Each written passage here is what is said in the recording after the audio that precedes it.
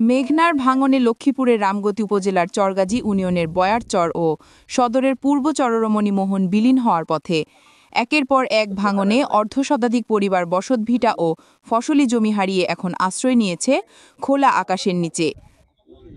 আমাদের এইভাবে ঘরগুলো অনেক রোডের কাছে দেখুন অনেকগুলো ঘর আছে ফরিনা ওরা যেন এখানে 2 মিনিট খাইবো কোনো ঘরটর নাই, আত্মীয় স্বজনের বাড়িতে আছে, কেউ সারবাদি থাকে, অনেক গরুগুলো আছে সারবাদি দেখবেন সারবাদি আছে এই ভাঙতে এই জায়গাতে 3.5 গুলো আছিল হরাক, এই 3.5 গুলো ভাঙতে ভাঙতে ভাঙতে আজ এই জায়গাতে আছে। আগে এই শহরে আগে আইতে আইতে 3 কিলোতে 3.5 গুলো হসপিটাল আছিল, আইতে আইতে ইন্দিকো দিলে লইতে লইতে ব্যাগ শেষ অন লাস্ট ফিনিশিং এ অনেক পর্যন্ত আইসি।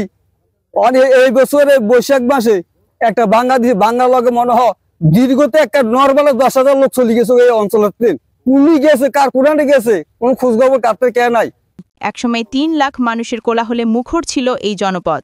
এখন সেখানে শুধু মেঘনার ঢেউয়ের গর্জন, নদীর গহিনী, হারিয়ে যাওয়া মানুষের হাহাকার। 4 দশক আগে এখানে ছিল সবুজ মাঠ, স্কুল, মসজিদ, কবরস্থান, ছিল জীবনের স্পন্দন। কিন্তু ভয়ঙ্কর নদীভাঙন আজ কেড়ে নিয়েছে সব।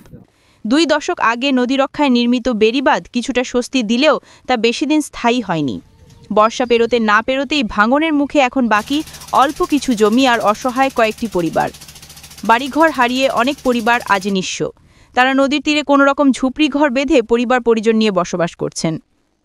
ভাঙন কবলিত এলাকাগুলো বিভিন্ন প্রকল্পে অন্তর্ভুক্তির কথা জানিয়েছেন পানি উন্নয়ন বোর্ডের নির্বাহী প্রকৌশলী নাহিদুজ্জামান খান। রামগতি এবং হাতিয়া উপজেলার বয়ারচর অংশে নদী তীর সংরক্ষণ কাজ, এটা বাংলাদেশ সরকারের এডিবিতে সবুজ পথাভুক্ত প্রকল্প। আমরা ইতিমধ্যে সেটা সাবমিট করেছি, শীঘ্রই মিনিস্ট্রি হয়ে সেটা প্ল্যানিং কমিশনে যাবে এবং সরকার এই বিষয়ে যথেষ্ট সদয় আছেন এবং ওরা আশা করছি খুব শীঘ্রই এই বিষয়ে পদক্ষেপ গ্রহণ করা হবে। এখান থেকে প্রায় 3.5 কিলোমিটার 3 থেকে 3.5 কিলোমিটার দক্ষিণে নদী ছিল। এখানে ঘনবসতি ছিল, জনগণ দীর্ঘদিন দীর্ঘ কয়েকবার নদী ভাঙার পরে এখানে এসে বসতি স্থাপন করছে। এই জায়গাটুকু গত কয়েক বছর ধরে এটা আস্তে আস্তে ভাঙতে ভাঙতে হাজার হাজার লোক গৃহহীন হয়ে গেছে। এরপরে পানি উন্নয়ন বোর্ডের একটা বেড়িবাঁধ ছিল, গত বছর এই বেড়িবাঁধটা ভেঙে পুরা বয়ারচরের মানুষ গৃহহীন মানে পানিবন্দী হয়ে গেছে, পানিতে ডুবে যাইতো। এরপরে আসেন আপনার এই যে এখানে একটা সুইচ গেট, আমরা এখানে পিছনে যেটা দেখছি, এই সুইচ গেটটাকে রক্ষা করার জন্য পানি উন্নয়ন বোর্ডের ইমার্জেন্সি বরাদ্দের মাধ্যমে কিছুটা জিও ব্যাগ দিয়ে ডাম্পিং করে এটাকে রক্ষা করার জন্য চেষ্টা করা হয়েছে। কিন্তু টেকসই বেড়িবাঁধ না হওয়া পর্যন্ত এই বয়ারচরের মানুষ এখানে থাকতে পারবে না। লক্ষাধিক মানুষ এই বয়ারচর বসবাস করে। এই লক্ষাধিক মানুষকে যাতে গৃহহীন না হয়, খুব দ্রুত টিকসই বেড়িবাঁধের মাধ্যমে এই মানুষগুলাকে অন্তত এখানে থাকার মতো ব্যবস্থা করে দেওয়ার জন্য আপনাদের মাধ্যমে মাননীয় প্রধান উপদেষ্টা ডক্টর মোহাম্মদ ইউনূস সাহেবের কাছে আমাদের আকুল আবেদন।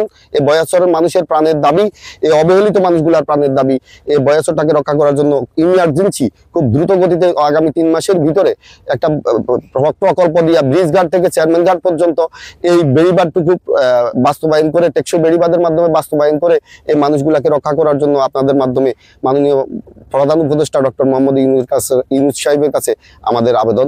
সরকারের কাছে দাবি এবং পানি উন্নয়ন বোর্ডের কাছে দাবি, আমি সবসময় তাদের কাছে দাবি এটাই স্থায়ীভাবে সিসি ব্লক যেন করা হয়।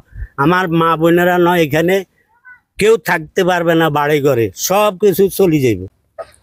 এখানে আজ থেকে 20 বছর আগে বেড়ি হয়েছিল সিডিসির মাধ্যমে, ওটা মাটির বেড়ি। এটা নদী ভাঙতে ভাঙতে আজ থেকে 10 বছরের ভিতরে আমরা শুধু জোয়ারে পানি খেতেছি। বিড়া বাড়ি শেষ, স্কুল শেষ, মাদ্রাসা শেষ, মসজিদ শেষ, আছে বাপমার কবরস্থান হেটাও শেষ। রুট নাই, ঘাট নাই, হোল নাই, কালফেট নাই, ঘর বাড়ি নাই।